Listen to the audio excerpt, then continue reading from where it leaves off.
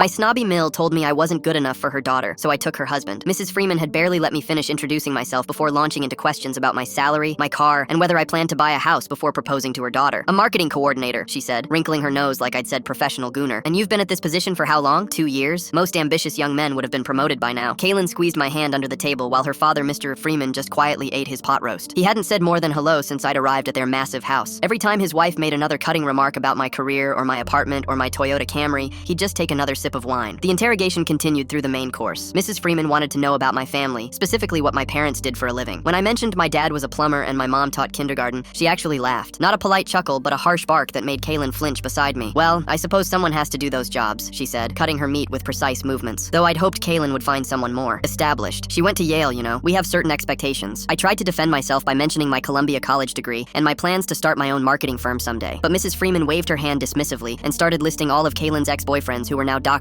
and lawyers. One apparently just made partner at a prestigious firm. Another was doing surgery at Johns Hopkins. Mom, please stop, Kaylin finally said, her voice small. I'm just making conversation, darling. If he can't handle a simple dinner discussion, how will he handle the pressures of marriage? Mr. Freeman cleared his throat and excused himself to get another bottle of wine. When he returned, I noticed his hands shaking slightly as he poured. His wife didn't seem to notice, too busy explaining why she thought I should consider going back to school for a real career. By dessert, I was ready to leave and never come back, but I couldn't. Mrs. Freeman had criticized everything from my haircut to my watch to the way I held my fork. She kept mentioning how disappointed she was that Kaylin had settled after all the opportunities they'd given her. Kaylin looked close to tears. When dinner finally ended, I helped clear the table just to escape the dining room. Mr. Freeman followed me to the kitchen and quietly asked if I wanted to step outside for some beers. We went out to the back patio where he had a small cooler of beers. He handed me one and said, "Don't let her get to you," he finally said. "She's like that with everyone." I took a long drink before responding. "Does she treat all of Kaylin's boyfriends like that?" He nodded slowly. "Every single one. Been doing it for years. She has this image in her head of what Kaylin's life should look like, and nobody ever measures up. For what it's worth," he continued, "I think you're good for Kaylin. She's happier than I've seen her in years. You have my blessing. Not that you need it." I thanked him for the support and for the beer. He smiled and told me, "You remind me of someone I knew a long time ago," he said softly. "Before I met Margaret, before everything got so complicated. We talked for another 20 minutes about safer topics like football, but I kept noticing the way he looked at me, like he was seeing someone else. When I laughed at one of his jokes, he stepped closer and leaned in and kissed me. Not a friendly peck, but a real kiss that lasted several seconds before he pulled back. I stood frozen in shock, and he looked horrified at what he'd done. "I'm sorry," he whispered. "You just remind me so much of my old boyfriend, before my wife buried his body back here." Full story on channel linked below.